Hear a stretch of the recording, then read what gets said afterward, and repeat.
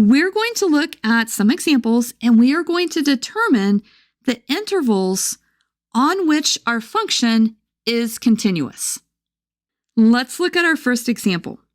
Notice that we have a denominator equal to x plus 1. Our function is not going to be continuous when that denominator is equal to 0.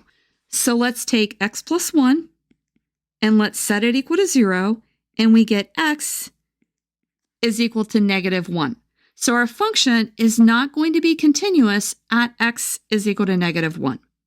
The trigonometric function sine x is always continuous. Now what we need to do is find the intervals on which our function is continuous. I think the easiest way to do that is to just draw a number line. We'll label this as x, and we're going to take x is equal to negative 1, and we're going to put a big X right there. X cannot be equal to negative 1.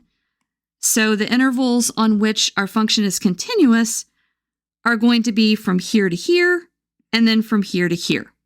So our solution is our function is continuous on the intervals minus infinity to minus 1, union minus 1 to infinity. Now let's look at our second example. We're going to focus on our square root. We talked up above about our square root being only defined when what is inside the square root is greater than or equal to 0. So we are going to set x minus 4 greater than or equal to 0. So we get x is greater than or equal to 4. The other piece of our function is a polynomial, and it is always continuous. Let's go ahead now and let's do our number line. We'll label it as x. We're going to put the point 4 here, and we're going to denote that x has to be greater than or equal to 4. So we're going to put a square bracket here and an open bracket over there at infinity.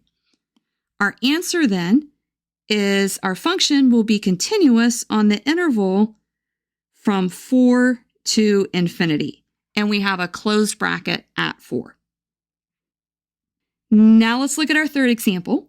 We'll look at our natural log function first.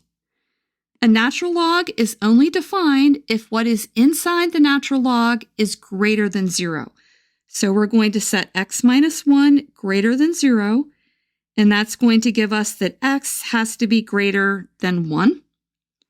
Now let's look at our denominator. We cannot have a denominator be equal to 0, so we're going to require that x squared minus 4 is not equal to 0. Solving this, we get x squared is not equal to 4, which means x is not equal to plus or minus 2. Don't forget the negative piece. Now let's go ahead and let's draw our number line. We're going to have more to put on this one. Let's see here. Let's put the point 1, and then we're going to put the point minus 2 and 2. Now let's see what's going on here.